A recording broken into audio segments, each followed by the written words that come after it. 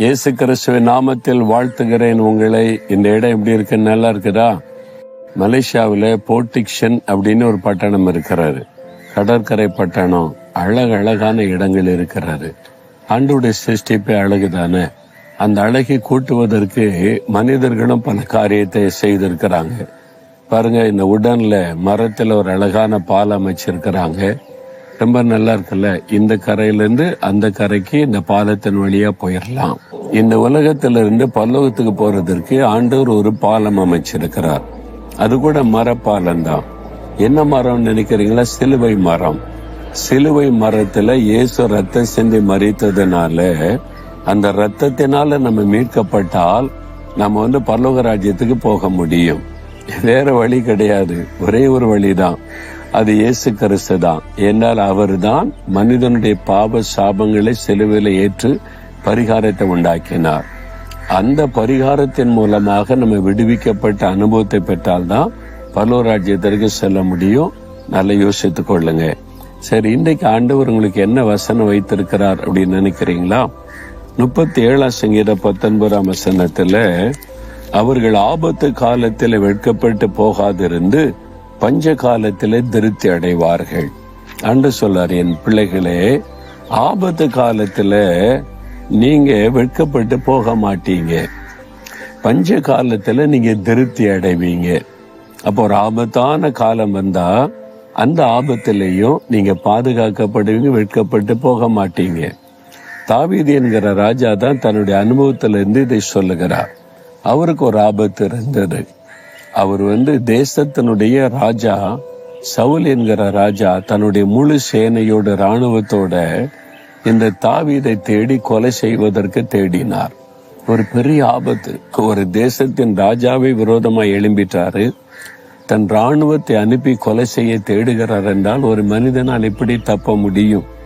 அதனால தான் தாவீது சொல்றார், மரணத்திற்கும் எனக்கும் ஒரு அடி தூரம் மாத்திரமே இருக்கிறது என்று. அந்த அளவிற்கு ஆபத்து சூழ்ந்திருந்தது. தாவீது முடிந்தான், தொலைந்தான், அழிந்தான் என்பதை போல சத்துரை நினைத்து கொண்டிருந்தான். ஆண்டவர் பாதுகாத்தார், வெட்கப்பட விடவில்லை. ஆண்டவர் பாதுகாத்த அதே மக்களுக்கு மத்தியில உயர்த்தி ராஜாவாக கனப்படுத்தினார்.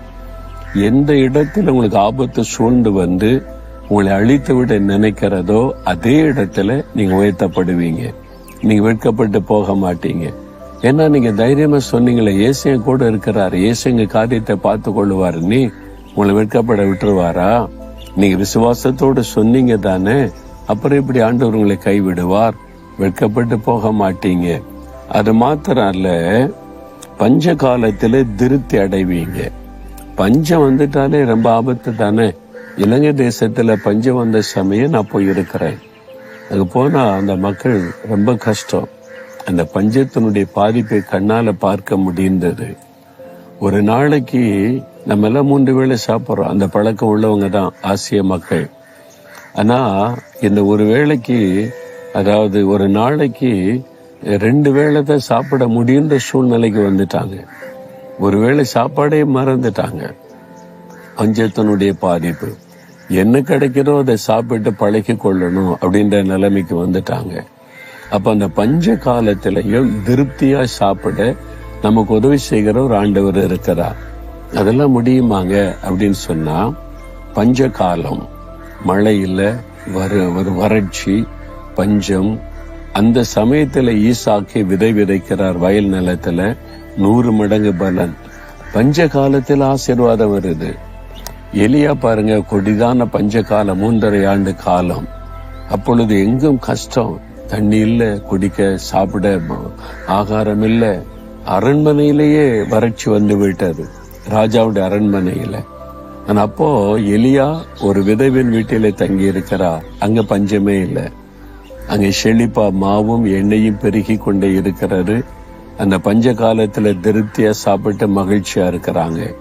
இல்ல பஞ்ச காலம், அதனால ஒரே ஒரு ரொட்டி மட்டும் சாப்பிட்டுட்டு நீங்க உங்களை சாப்பாட்டை சுருக்கிக் கொள்ளுங்க, அப்படி இல்லை, திருப்தியா சாப்பிட்டாங்க.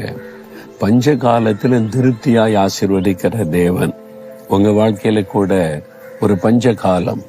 இப்பொழுது வருமானத்துக்கு பஞ்சம், உங்களுக்கு பொருளுக்கு பஞ்சம், உங்க குடும்ப சூழ்நிலை அப்படி காணப்படலாம். உங்களை சுற்றிலும் காணப்படலாம், உங்களுடைய தேசத்துல காணப்படலாம். ஆண்டவர் சொல்றார், பஞ்ச காலமா இருக்கட்டும் உலகத்துக்கு, நீங்க திருப்தியா சாப்பிடுவீங்க, நீங்க திருப்தியா இருப்பீங்க, மகிழ்ச்சியா இருப்பீங்க. பஞ்ச காலத்துல நான் உங்களை ஆசீர்வதிக்கிற தேவன் என்று ஆண்டவர் சொல்லுகிறார். அதனால சுற்றில நடக்கிறத பார்த்து சோர்ந்து போயிடாதுங்க. நம்மளும் பாதிக்கப்பட்டுருவோமோ, என்ன ஆகுமோன்னு சொல்லி. உலகமே பாதிக்கப்பட்டாலும் நீங்க பாதிக்கப்பட மாட்டீங்க. ஏன்னா உங்க கூட இருக்கிற ஆண்டவர் பெரியவர், வல்லமையுள்ளவர், ஆசீர்வதிக்கிறவர். விசுவாசத்தோட சொல்லுங்க, நான் வெட்கப்பட்டும் போக மாட்டேன், பாதிக்கப்படவும் மாட்டேன். என்ன என் இயேசு என்னோடு இருக்கிறீர், உமக்கு ஸ்தோத்திரன்னு துதிச்சு பாருங்க. இன்றையிலிருந்து அந்த சூழ்நிலை மாறுவதை காண்பீங்க. சொல்றீங்களா, இயேசுவே நான் வெட்கப்பட்டு போவதில்லை, என்ன நான் உம்மை விசுவாசிக்கிறேன், நீங்க என் கூட இருக்கிறீங்க.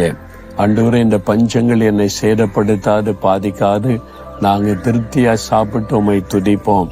நீர் எங்களை போஷிக்கிற, உடித்து வைக்கிற அற்புதமான தேவன்.